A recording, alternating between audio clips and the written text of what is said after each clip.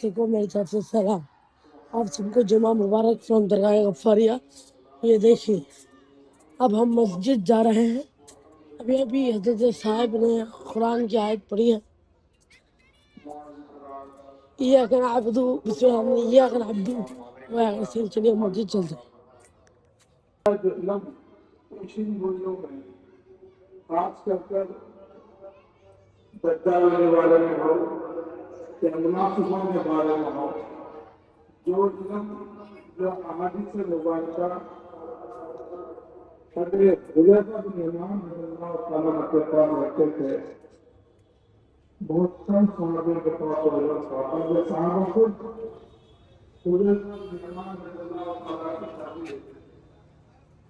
यहाँ तक कि हुज़ूर सल्लल्लाहु अलैहि वसल्लम ने फरमाया कि सहाबा में बहुत सारे मुनाफिक हैं। एक रिवायत में कहा है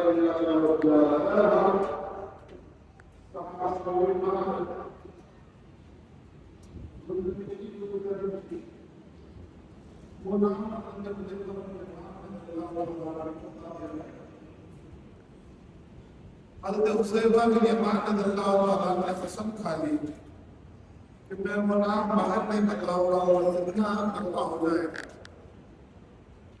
हज़रत उमर रज़ियल्लाहु तआला या दीगर सहाबा की आदत थी कि हज़रत हुज़ैफा बिन यमान रज़ियल्लाहु तआला से रिक्वेस्ट करते कि वो मुनाफिक सहाबा के बारे में बताओ। हज़रत हुज़ैफा बिन यमान रज़ियल्लाहु तआला इनकार करते। सहाबा का आलम ये हो गया, खास कर उमर रज़ियल्लाहु तआला का खलीफे दोम उमर रज़ियल्लाहु तआला का हालत ये था, जिस जनाजे की नमाज में हुज़ैफा रज़ियल्लाहु तआला शामिल होते थे, वो जनाजे की नमाज में उमर रज़ियल्लाहु तआला शामिल होते थे। और जिस जनाजे की नमाजों में हज़रत हुज़ैफा रज़ियल्लाहु तआला शामिल नहीं होते थे, यानी नहीं पढ़ते थे, तो उमर रज़ियल्लाहु तआला भी इनके जनाजे की नमाज नहीं पढ़ा करते थे। आप इससे हज़रत हुज़ैफा बिन यमान का मकाम और मर्तबे को समझने की कोशिश कीजिएगा।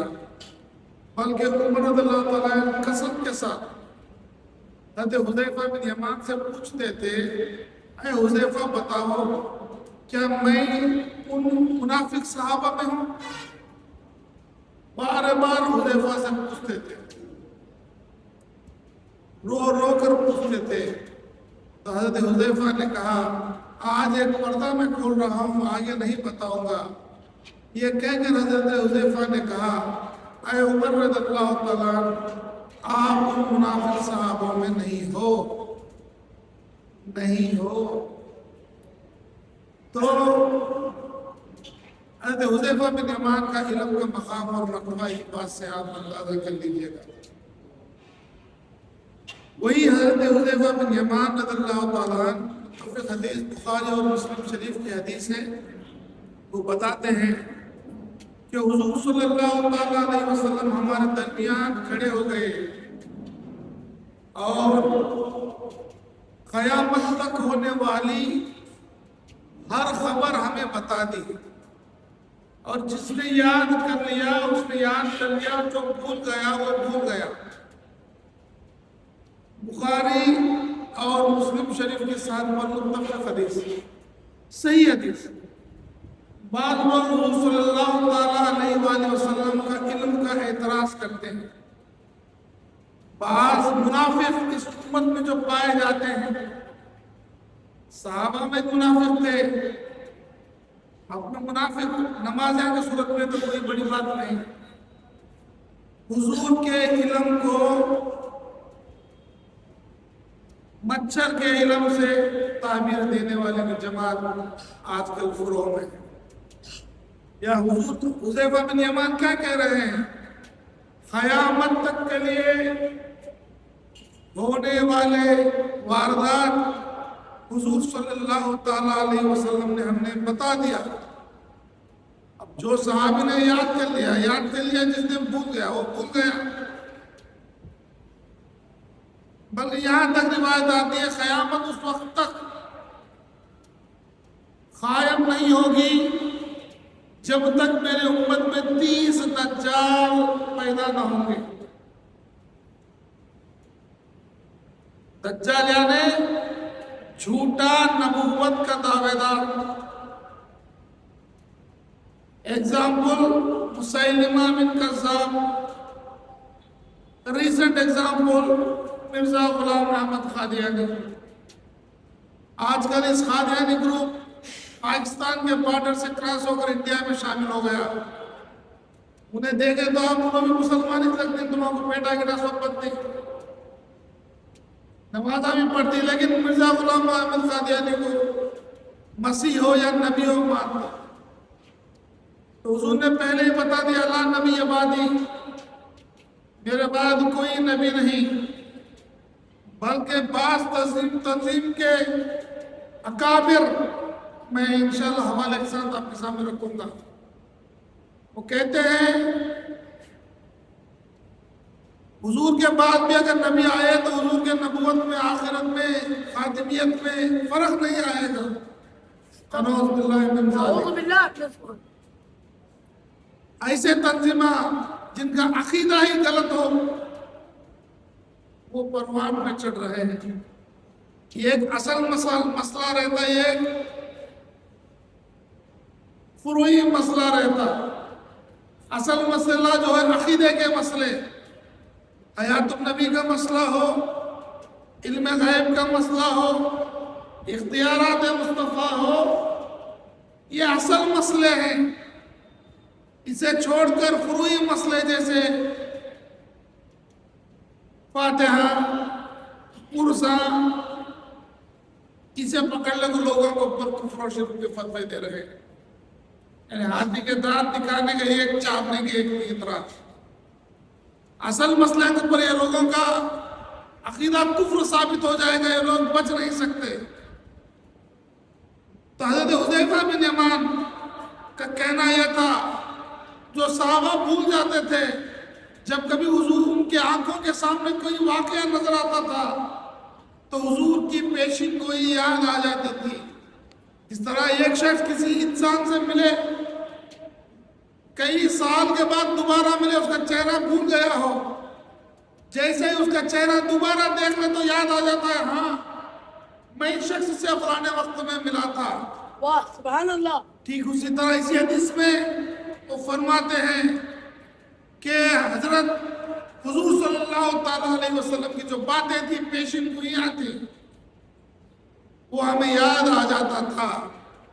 تو آپ اس سے حضور والا صلی اللہ تعالیٰ علیہ وآلہ وسلم کے اللہ نے جو علم عطا کیا اس علم کا اندازہ کر لیجئے گا.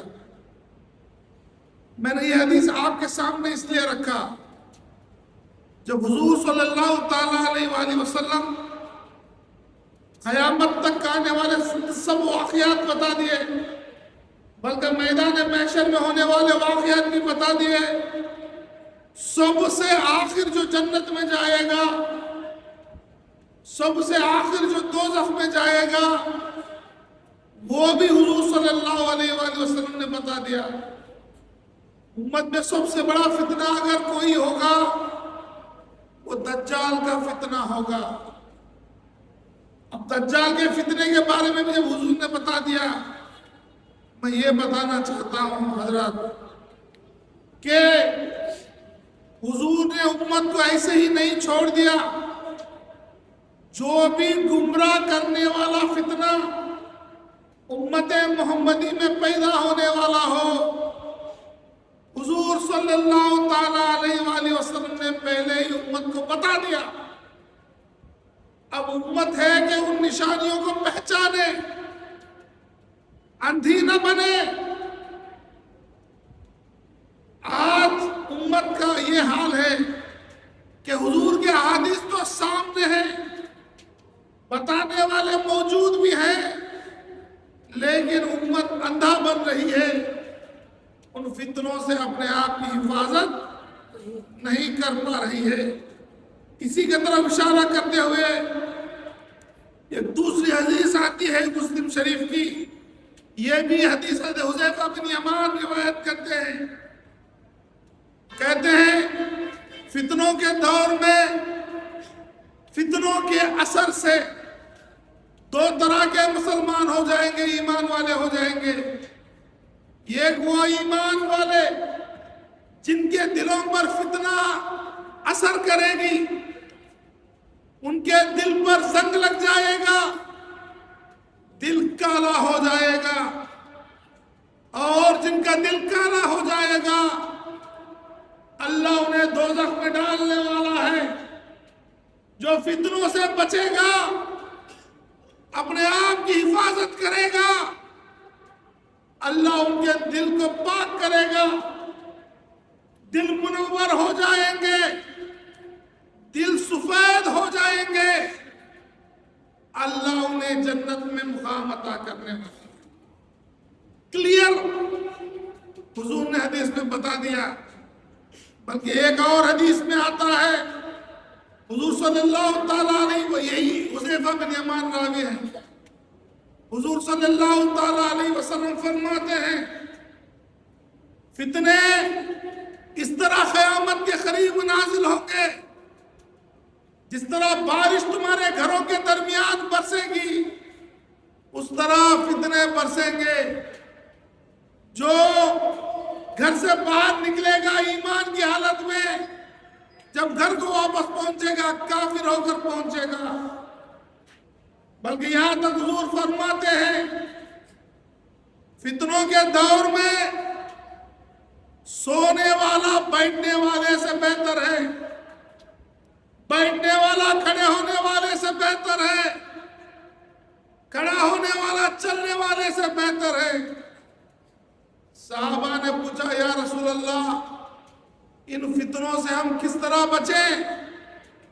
تو حضور صلی اللہ تعالیٰ علیہ وآلہ وسلم فرماتے ہیں ایسی حالت میں تمہیں چاہیے کہ اپنے اونٹوں کے ساتھ ہو جاؤ، اپنے بکریوں کے ساتھ ہو جاؤ، یعنی اونٹ اور بکریاں جو جنگل میں چراتے ہیں ان کے ساتھ اپنا مقام کر لو، ان فتنوں کے جگہوں سے الگ ہو جاؤ، جنگل میں مقام اختیار کر لو، اپنے ایمان کی حفاظت کر لو۔ یہ حضور صلی اللہ تعالیٰ علیہ وآلہ وسلم نے ہمیں بتا دیا۔ حضرات گرامی، علامہ ارشد القادری نے یہ جو فتنے ہیں، یہ دور حاضر کے فتنے، ان کے اوپر بہترین احادیث مبارکہ کو اکٹھا کیا اور ایک کتاب بنی ہوئی میرے پاس کتاب ہے۔ کیونکہ وقت کم ہے اس لیے انشاءاللہ اگلے جمعہ سے اللہ اگر چاہے وہ بیان شروع کروں گا۔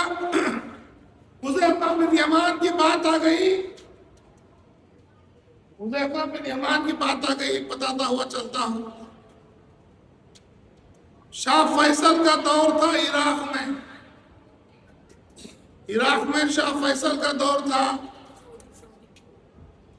سعودی کا نہیں، عراق کا بادشاہ، شاہ فیصل کا دور تھا۔ شاہ فیصل خواب میں دیکھتا ہے کہ حضرت حذیفہ بن یمان رضی اللہ تعالیٰ عنہ خواب میں آتے اور کہتے ہیں اے بادشاہ میرے خبر میں پانی آ رہا ہے اور جابر بن عبداللہ رضی اللہ تعالیٰ عنہ کے خبر میں ٹھیک پہنچ رہا ہے، لہذا ہمارے دونوں کے جسموں کو دوسرے مزاروں میں بدلاؤ۔ ان کے دونوں مزاریں عراق کے بغداد کے دریائے دجلہ کے کنارے تھے۔ خواب میں بادشاہ نے دیکھا، صبح اٹھا بھول گیا، دوسرے دن پھر وہی خواب، بادشاہ بھول گیا، تیسرے دن حضرت حذیفہ بن یمان رضی اللہ تعالیٰ عنہ، یہ 19ویں صدی کا سچا واقعہ ہے۔ یہ واقعہ کو دیکھ کر بہت سارے لوگ ایمان نہیں کلمہ پڑے۔ حضرات گرامی، قاضی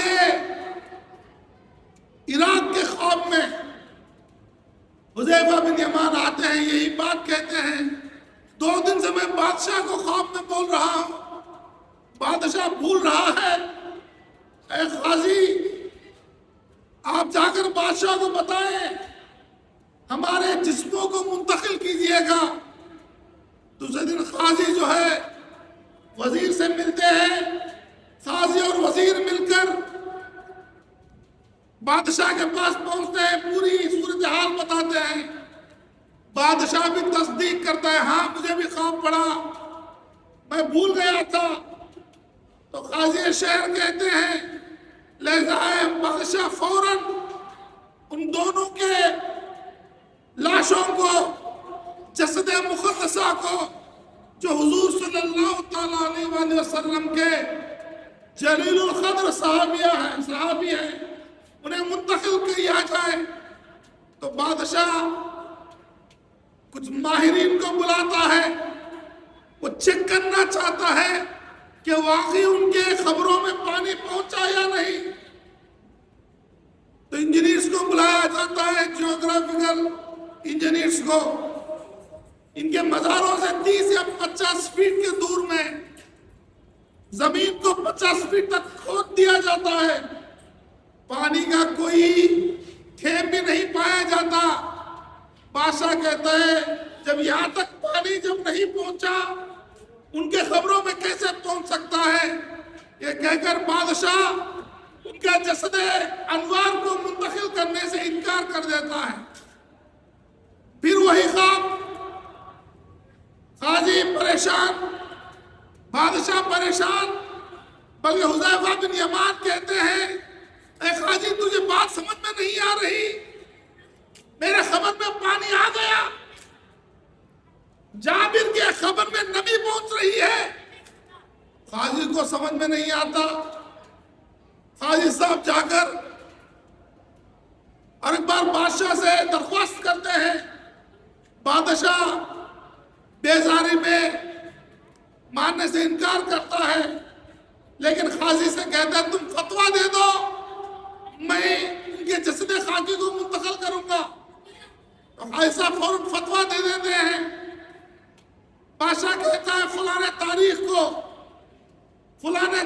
کو اصحاب رسول کے مزاروں کو کھودا جائے گا، ان مزاروں سے ان کے جسم مقدسہ کو نکالا جائے گا اور ان کی مزاروں کو دوسری جگہ منتقل کیا جائے گا۔ یہ ڈیٹ مقرر کرتے ہیں، لوگ ریکویسٹ کرتے ہیں، تو کہتا ہے بادشاہ عید الاضحیٰ کے دن، عید کی نماز کے بعد ایک کارروائی ہوگی، دنیا کے کونوں سے لوگ پہنچنا شروع ہو جاتے ہیں۔ لگ بھگ 5 لاکھ لوگ، 5 لاکھ لوگ بغداد میں جمع ہو جاتے ہیں اس دن، جس دن صحابہ کی خبر کو کھودنا تھا۔ جب 5 لاکھ لوگ جمع ہو جاتے ہیں، خبروں کو کھود دیا جاتا ہے۔ اس 5 لاکھ لوگوں میں کثیر تعداد غیر مسلم لوگ بھی شامل ہوتے ہیں، کیونکہ کیمرے کا آج زمانہ تھا، انگریز بھی پہنچ جاتے ہیں۔ دیکھیں 1400 سال کے صحابہ کے مزاروں میں صحابہ کے جسم کیسے ہوں گے، دیکھیں، ہم فوٹو نکالیں گے، فوٹوگرافی بھی کی جاتی ہے۔ 1400 سال بعد جب کھودا گیا، دیکھتے کیا ہے، ان کے کفن سلامت تھا۔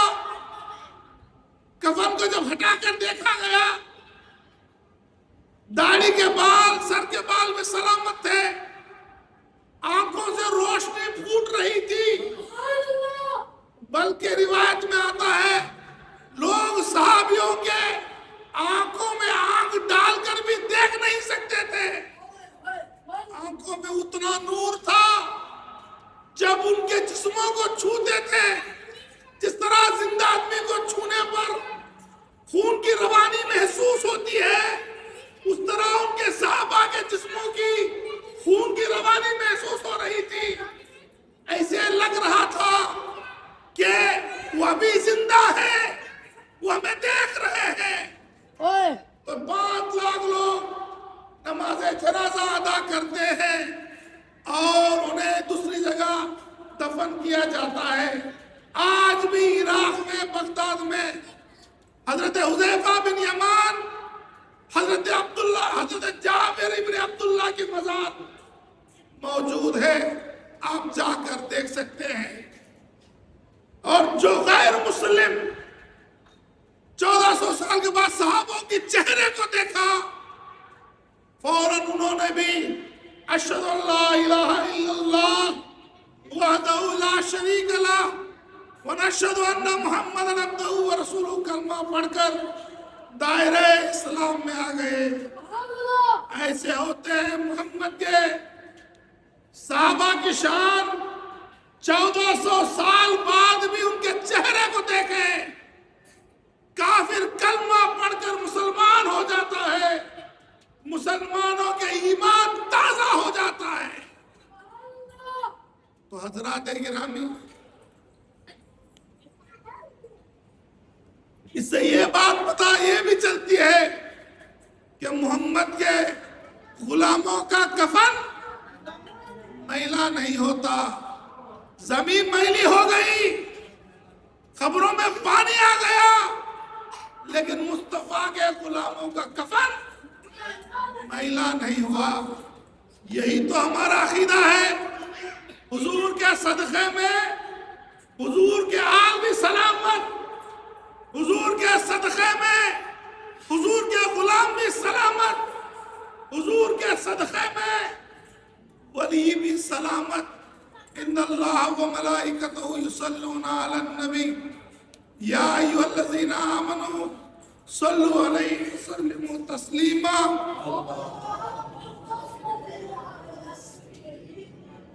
محمد النبی وعلی آلہ وصحبہ وآخر دعوانا الحمد للہ رب العالمین. السلام علیکم ورحمۃ اللہ وبرکاتہ.